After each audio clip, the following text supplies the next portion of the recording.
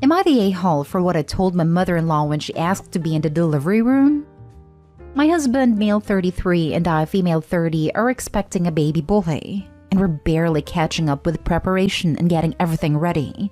His mom, kind of a busybody type but can be helpful at times, invited us for dinner and said she has an important request to make. She brought a request up at dinner table and blatantly said that she wanted to be in the delivery room with me when I give birth. I was taken aback by her request. I really thought it had something to do with a nursery or diaper brand. I said I was sorry, but only my mom and my husband will be there. She made a face, got quiet for a while, then brought it up again. Just kept pushing, saying she is as much of a grandmother as my mom, and that she just wanted to be there for support and get the opportunity to see her grandbaby's first moments. And my husband sided with her.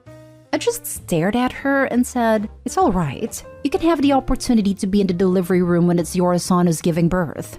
Everyone stopped eating, and my mother-in-law left the table in an instant. My husband had me got up, although I wasn't finished with dinner, but he said we should leave.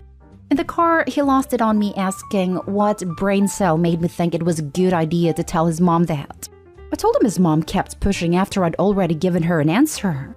Still, he said this was the most messed up stuff he heard me say. I replied that I was just frustrated and didn't mean to hurt her feelings and cause issues. He argued that if I don't want issues, then I should stop making things difficult and just say yes to his mom's request. He then ranted about how it's his son too, and then said if his mom isn't allowed in there, then he won't be there too. Now, I don't know if he really meant this or just said it in the heat of the moment, but it had me fuming. He's been ignoring me when I try to talk to him and act like I'm not in the room. I think I might have gone too far and created tension by responding inappropriately. Am I the a-hole? Edit. There has been some tension between me, my husband, and his family lately, and this probably blew up because of built-up resentment. Now for the top comments. Not the a-hole. Actually, what you said makes sense as we're talking about your body here. The reality is that your mother-in-law just did you a favor here, because your husband siding with her is showing issues in your marriage and the difficulties you're going to face when it comes to decisions about your pregnancy or your child. I would tell him that if he doesn't come into the delivery room when I give birth, and if he's not supportive of my decision concerning my body, our marriage will be over, and he shouldn't bother coming to the hospital at all, because he will have to wait until I go back to my parents to meet our son. Go see a lawyer to prepare for a divorce just in case, and try to get an appointment with a therapist to help you through all of it. This. Opie needs to prepare herself for the worst outcome. Mother-in-law literally ambushed her by making that request in front of everyone and not taking no as an answer. There are a million reasons to why Opie just wants her mother and husband in the delivery room. Her husband is behaving like a mama's boy and probably thinks that throwing a tantrum like, "If she's not there, I won't be there as well," will make Opie change her stance. This can become a bigger problem in the future with other parenting decisions at stake. I agree with your advice. Opie should seek a lawyer and be prepared. They want to play like kids, but someone needs to remind them all that no means no, and actions required consequences. Not to mention, I believe that the husband set this up. He was way too quick to defend his mother and insist Opie give in to her request at dinner. Next story. Am I the a-hole for wanting to move my husband into a home on his dime? I, 48 female, married my husband, 66 male, 23 years ago. Yes, there was a large age gap. He had a wife and children, and he left her for me. There were problems in that marriage that I won't touch on, and he and I have been happy. His children, 38 male, 36 male, 32 female, and I have never gotten along very well, and the relationship between him and his children have been strained. This is the dynamic, and not what I'm here to be judged on. He was the breadwinner of the household, and I did some part-time work, but that was about it. But we've lived comfortably even after his retirement 5 years ago. My husband was diagnosed with Alzheimer's about a year ago. He's been getting worse very quickly, and while I've done my best, his care is becoming too much for me to the point where I've made a difficult decision that I cannot provide what is needed. I've looked through a lot of options, and I've chosen to move him into a home with specialized care for his condition. I did tell his children, who knew of his diagnosis, about my choice since I felt they had a right to know. Now they're furious with me, claiming it's unfair for me to do that, telling me that I wrecked their home only to not keep my marriage vows of in sickness and in health to him, and saying that I've always been a gold digger and my choice to use his money to send him away proves that. Obviously it hurt. I vented to a friend of mine who told me that she did think it was cold of me to stop caring for him, as he will most likely decline more rapidly. Now I'm starting to feel bad for the choice I've made. My friend suggested that I should make the commitment of taking a class or something to learn how to care for him. It agreed with his children that I signed up for this when I got with a married man. Am I the a-hole for wanting to move my husband into a care home? Edit. For more information regarding finances, I'm using his money to ensure he gets the best care possible, because insurance will not cover everything. Even if I went back to work, I would not make enough on my own. I'd like to say that I'm all on my own regarding care for him. The children will not see him, nor will they be involved, because the relationship is strained due to the divorce and remarriage. Some people do not like that I did not include a paragraph explaining how much I love my husband and how I personally feel towards the children and him and the situation. I chose to respect the word count and to try to be as objective as possible. I've been happily married for nearly 25 years, and he truly is the love of my life. I want to care for him, but I cannot provide the 24/7 care necessary, and the layout of our house is not suitable for him. So it's been determined that it's easier on him to deal with a full-time transition team at a home than it is to move him with me and then try to tackle his regression and messed up routine. I also had questions of why I haven't looked into other options or if I spoke to the doctors. We had a very terrifying elopement incident which ended in some violence towards emergency services. That has really triggered this move to a care home. I'm looking for the best possible care for him, and the doctors have been wonderful in support and assistance. They have assured me that I am not abandoning him by getting him the care he needs. People ask, will I visit? The answer is that if COVID policies permit, the answer is yes. I will make it a point to visit often until it is no longer helpful, which I have been warned can happen. Finally, to everyone who has shared their personal experience caring for someone in a similar condition, thank you very much, and my heart goes out to each and every one of you. You are in my thoughts and prayers. I'm sorry that I cannot reply to everyone. This is beyond the scope of the sub. Advice from your husband's doctors and Alzheimer's support groups would be a better source of information for making a decision like this. Involving his children in the discussion would probably help them understand and accept your choice, but it's still your choice. I've tried to involve them where I can, but because of how the first marriage ended and everything, there has always been a strain and resentment there. They've never really looked at him the same way for it, especially the oldest. They want nothing to do with it and claim that since I married him, it's my responsibility. His care has been put entirely on me, and I'm honestly at the point where I cannot do what I need to. I even quit the part-time job that I had at the time. I do love him and I want him to be home, but the doctors agreed that if it gets to be too much, he needs help. Opie, get a full-time job. Those kids may have opinions, but they're not going to support you when you're old. To all the people calling Opie a gold digger, it is incredibly expensive to pay for a long-term care for an Alzheimer's patient. It is also extraordinarily difficult for one person alone to care for someone like this at home. Opie is not the a-hole. She's paying out thousands and thousands of dollars to the care facility every year to make sure her husband is clean, fed, given therapy, and is monitored 24/7 to keep him safe. I wonder if the husband's adult children are upset that any potential inheritance they might have had is going towards their father's care. Also, the people who want to throw in sickness and in health in Opie's face are not understanding it is close to impossible for one person to monitor and provide adequate care for an Alzheimer's patient. Opie made the most expensive, but safest choice for her husband. Next story is titled, Am I the a-hole for telling my girlfriend that yes, the gym is more important to me than her and her daughter? I, 32 male, have been dating my girlfriend, 29 female, for about 18 months, and she has the cutest little 4-year-old daughter from a previous relationship. As our relationship has progressed, I've been spending more and more time at my girlfriend's place to the point that I've all but moved in with them. This is mostly just because it's logistically easier for me to go to her place since she has a kid and I don't. I work from 4:30 p.m. to 2:30 a.m. I get to bed by 4 a.m. and then wake up around noon. And then on most days, head off to the gym and spend about 2 hours there total. I like to work out. It makes me feel good, keeps me healthy, and I also consider it a professional responsibility to stay in shape.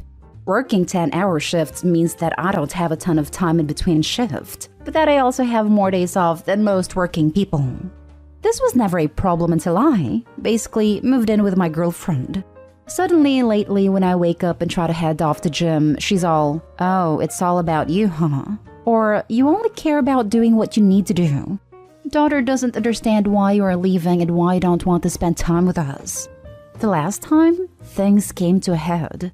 When my girlfriend started objecting to my going to the gym, I told her, "I'll see you and daughter for a little bit before I go off to work. And then tomorrow I'm off and don't have a workout scheduled, so we'll have the whole day together.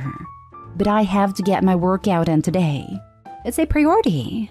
She then responded, "So the gym is a priority, but me and daughter aren't? If you want to be part of this family, it's not all about you anymore. So what's more important to you, the gym or us?" I responded, "Well, if you're going to force me to choose instead of making room for something that you know is important to me, then I guess I have to choose the gym." I then left. I'm sitting in my own apartment now. Things may be over. In fairness, I should note that she wasn't insisting that I never go to the gym again. She just wanted to renegotiate my schedule. But I was unwilling because I felt as if that would get in the way of my goals. Am I the a-hole? Now for the top comments. You're the a-hole. Not for prioritizing the gym so much, but for basically moving into her home when you weren't serious about her. It's hard on kids to have parental type figures come and go a lot. Makes their lives less secure. Don't jerk kids around.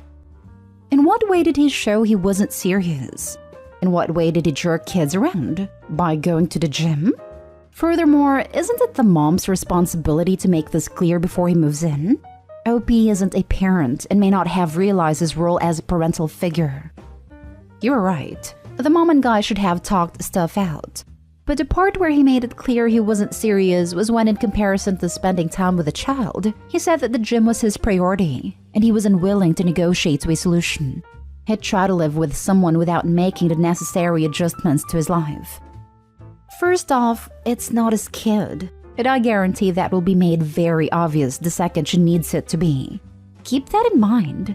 Second of all, parents or parental figures need to have alone time for hobbies that keep them healthy.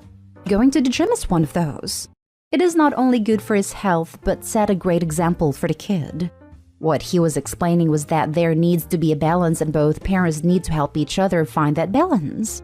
Forcing one parent to give up something as essential as the gym because that time could be spent with her and her daughter is toxic. Not every waking moment that is not at work needs to be with a kid, especially if that time away from the kid is used in a healthy and productive way like working out. Also, giving an ultimatum is not a great way to go about getting what you want either. He's not saying he chooses the gym over the daughter. He's saying he chooses the gym over this behavior. This feels more like incompatibility than a-hole territory. I also kind of feel like you were backed into making a choice. She gave you an either-or question, which of course sounds terrible. I'm going no a-holes here because it just seems like your lives don't seem to be a good fit. Not everyone fits together, and that's okay. Now for the last story. Am I the a-hole for telling my fiancé's friend she isn't my problem and I don't care about her feelings? My fiancé and I are getting married in 2023. My best friend and best man is going to have a year-old kid by the time of our wedding, and he and his wife are planning on coming out from out of the country to support us, so we decided to have the kiddo be the ring bearer. Over the weekend, my fiancé had some friends over. Her best friend's sister, let's call her Abby, came too. Context. Abby briefly dated my best friend in uni. She cheated on him and he kicked her to the curb. It's ancient history, but I'm not fond of the girl in full transparency. So my fiancé and her friends were hanging out, talking wedding things, and they got a bit tipsy. And my fiancé starts yelling excitedly for me to bring the mini tux photo.